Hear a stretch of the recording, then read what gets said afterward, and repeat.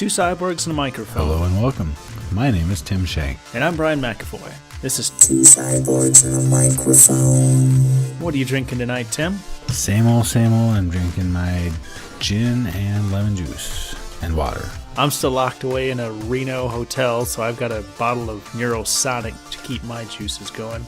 Neurosonic, what's that? It's kind of like an energy drink, but it's kind of like a wimpy version of an energy drink, so it's supposed to like boost your thinking power. I don't know. It's gimmicky. It tastes like Flintstones chewable vitamins, so I keep buying this stuff. Oh, that sounds awesome. Those taste like is. children's vitamins that I used to break into our medicine cabinet. There were, those children's vitamins, those chewable children's vitamins. No, children's aspirins. And if you pinch them just right, you can take the orange flavor right off of that aspirin. Okay, now we're a food hacking channel. Cool. It's good stuff. I don't mind mentioning that on the show. And I would like to mention that I'm wearing my Two Cyborgs and a Microphone hoodie, as usual. Very nice, Brian. Very nice. Looking stylish. We got those the baby attire also on our Two Cyborgs Cafe Press. Hot diggity damn. I gotta say, my kid looks awesome in her Cafe Press onesie, I guess is what it's called. Well, we haven't made any secret about Tim and his wife having a baby recently, and Tim's been telling me some of the things he's doing as a parent to give his daughter every possible advantage. I thought it was really super cool, so I asked him to share some of the things he's been doing for her. I think every parent wants their kid to be genius level intelligence and all of that stuff. Well, lucky for our parents. Lucky for mine, yeah. Hey! So yeah, I'm trying to give our baby a head start on a lot of this initial development stuff. And I come at it from a systematic type of thinking. I'm looking at this squirming mass of flesh as a machine with a developing software inside of it. Or maybe the software, I don't know, I guess how to describe it. So I'm kind of coming at this from my perspective of software and hardware. And it's a little different than I think most parents approach things. Well, certainly more recent or more modern, because this kind of thinking as a learning machine, that's not been around very long. No, not in the context of being a machine. It hasn't. Just as a for instance, when our baby was first born, there's a couple of things. I mean, babies, they can't see anything except for like 6 inches from their face, and even then they can only lock into or perceive certain patterns. Faces are one of the things that they do lock in almost immediately. Really? So yeah, I'm surprised it takes so long. And I guess that surprises me, because my only frame of reference, since I don't remember being a newborn, is software. And software waited a long time before it could recognize faces. I'm guessing that that's kind of an instinctual thing, that children are able to recognize faces quickly. I think it must be. So when I'm feeding our daughter, she even in the hospital would just lock into your eyes as you're feeding. It's an instinct. The baby needs to know where its food's coming from, I think. And there's might be all kinds of child development specialists that would either confirm or deny or tell me I'm full of shit. No one would do that. Not to my face, probably. So when you're feeding the baby just looks. I mean, it's an intense stare, and it was even before the eyes were fully formed. They're kind of cloudy. They're weird shaped. They're looking in different directions at first because they just can't control their anything. Mm-hmm. So they look right at you, and I think that's they're locking in the pattern that brings them food, or the pattern that brings them safety, so that as they develop, they know where to find those really crucial things for a little helpless being. Mm-hmm. Yeah, because babies do primarily two things: they eat and they sleep. Right. So while they're awake, yeah, it makes sense to know where the food's coming from, because that's primary. Right. Well, another thing that I read is they see in black and white, and they can see simple shapes. So what they said is also you can use a checkerboard. Well, I thinking of this and putting a little bit, trying to amp it up a little bit, I started showing the baby within days fractal zooms. I don't know if if you do a search for fractal zoom on YouTube, you'll find all kinds of them. And it's basically just a camera zooming in on a fractal. And I used black and white fractal zooms. Well, it's not actually a camera. Right. I know the one you're talking about because I looked at them. And yeah, they reminded me of these sandworms from Beetlejuice, these kind of tubular shapes of black and white stripes. Yeah, and you know, with the essence of a fractal is the closer you get, it's the same repeated pattern over and over at basically infinite complexity. It just keeps on getting smaller and smaller, larger and larger. I was playing these on my phone for the baby within days, and the baby actually really likes watching them. Or like might be a weird term, because I don't know if the baby knows what it likes. You know, it doesn't really have likes at this point, but it locked in, and it would watch this video for 5 or 10 minutes. It doesn't do hardly anything besides sleep for 5 or 10 minutes, but it watches it, and it watches it intently. So I guess that's kind of like, you know, using a checkerboard to stimulate the visual center, stimulate the baby to see things, except for it's a little more complex, and it gives a sense of depth and perspective. Yeah. And so what do you hope to accomplish with that? Well, my hope is that by giving the baby a limited scope of an experience that it can fully perceive, like, you know, black and white, it gets black and white, it can see the difference and the contrast between those, that by showing the baby videos of, you know, like this, that it maybe gives a jump start to the formation of the visual processing in its brain, because it's more than a face. It's more than, you know, like a checkerboard or something like that. It's a infinitely complex pattern. Well, there's constant motion. I've watched these, and it seems like everything on the screen changes from 1 second to the next, unlike a checkerboard, which is completely static. And I'm curious how this is going to affect your daughter's artistic ability in the future to come. Yeah. You know, is she going to replay these kind of infinite complexity fractals at some point? I think that'll be interesting. Right.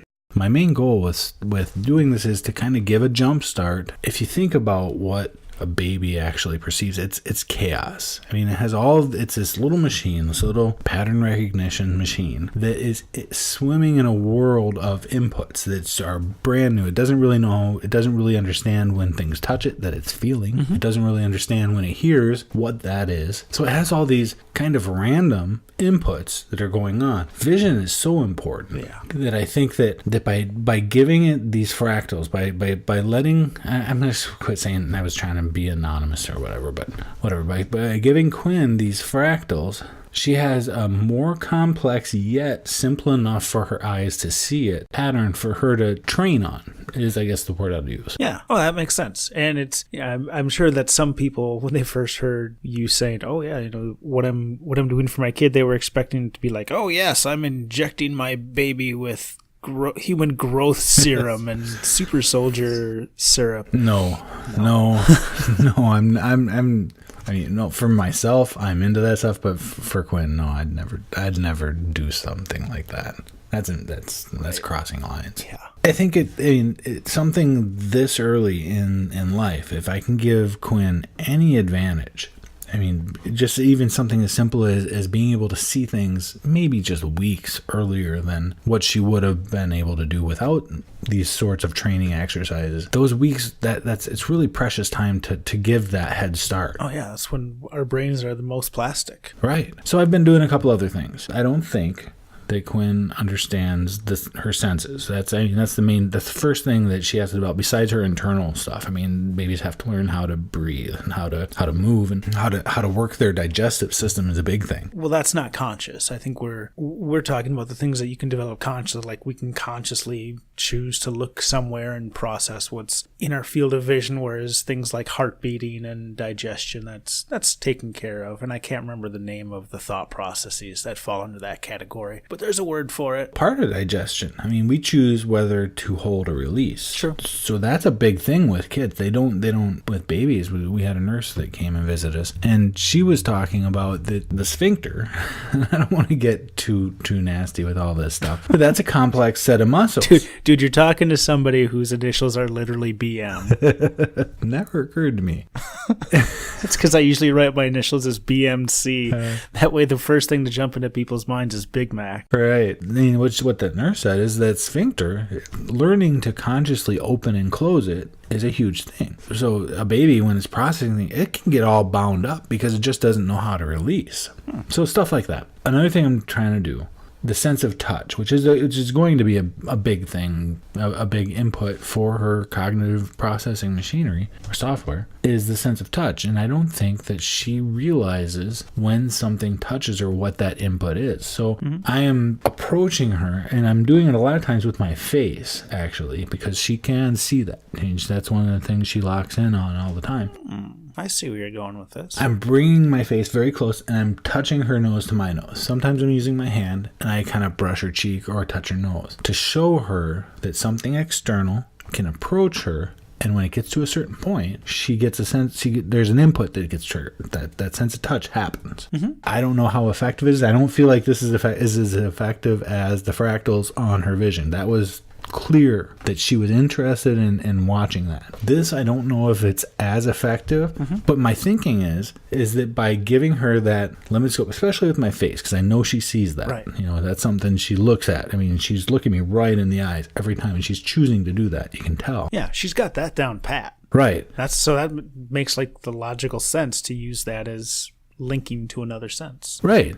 So I'm doing that at least a couple times a day. I'm just bringing my face closer to hers until our noses touch, and then I make a little sound too, because I figure a third sense being involved might also help. Well, and if you make the same sound or that sound while she can see your face that close, I'm sure that's going to get associated with you. Yeah. So that's good. Yeah. So what my hope is by doing these things, I'm actually doing a lot of studying now about how, the early stages of development, all of this stuff, that I can give Quinn a little head start. Yeah. I mean, even like I say, just weeks matters a whole bunch in stuff like this, because once these senses start to come online, then there's all kinds of other learning that can happen. But until these senses come on, she's really kind of locked in this little machine. She doesn't know how to move. She doesn't know how to sense. She doesn't know what is going on around her. It's really just a bunch of chaos. She can only see 16 inches away from her face, as opposed to a typical newborn who is being passed around from person to person, and they're just,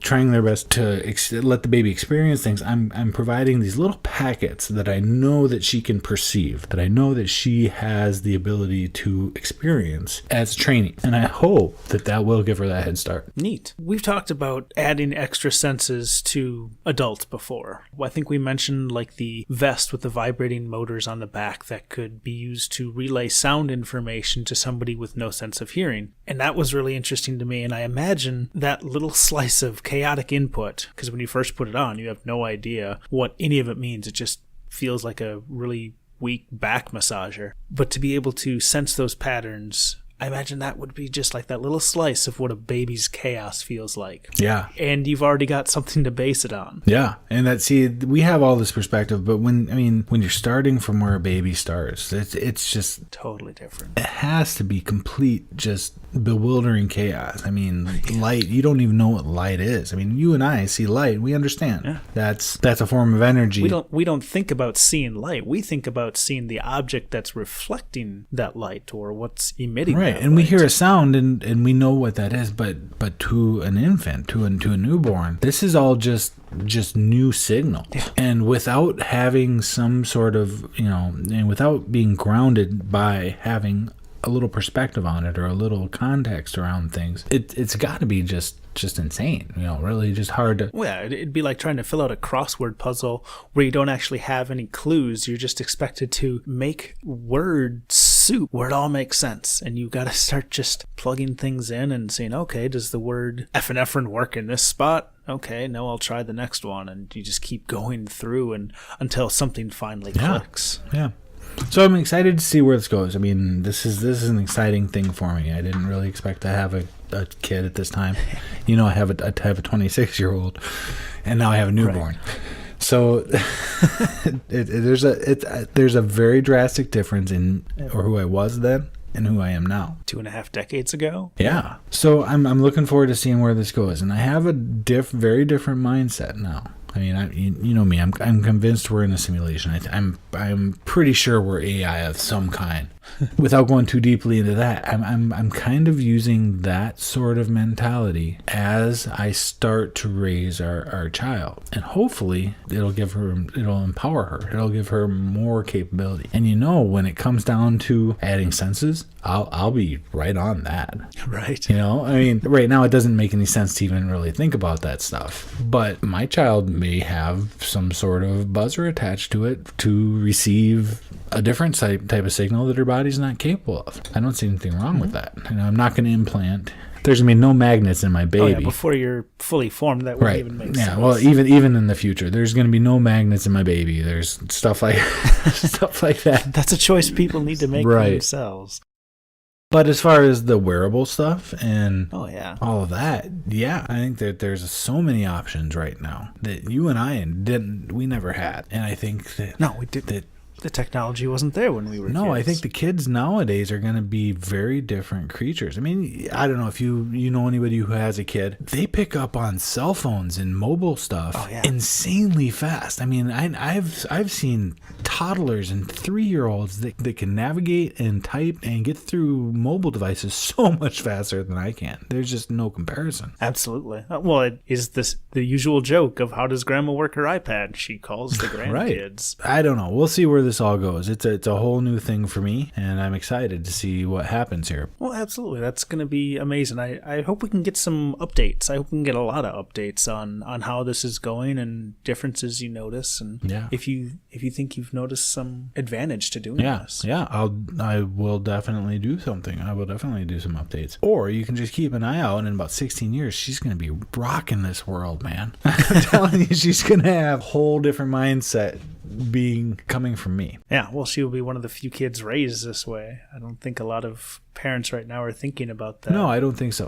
They're not preparing them for who the world... You've got a pretty good idea of what the world's going to look like in 16 years. Well, okay, that's a ridiculous Yeah, it kind of is. You're looking forward 16 years and thinking, there's some possibility that this is not going to be anything like this. I'm not going to raise this kid for this decade. I'm raising it for the decade when she'll be starting to come about herself. Yeah, and that's hard, because we're ramping up into the singularity where the rate of change around us is just huge. And it's just going to get more. Well, by definition, we can't know. Right. By definition, we can't know. But I hope that I can help her be more capable of handling that sort of thing. We'll see where we're at. But that I'm hoping I can through a systematic approach of treating her personality as an evolving piece of software and her body as a piece of machinery, which is absolutely true, that maybe I can make a difference as far as giving her more tools, giving her a better starting point than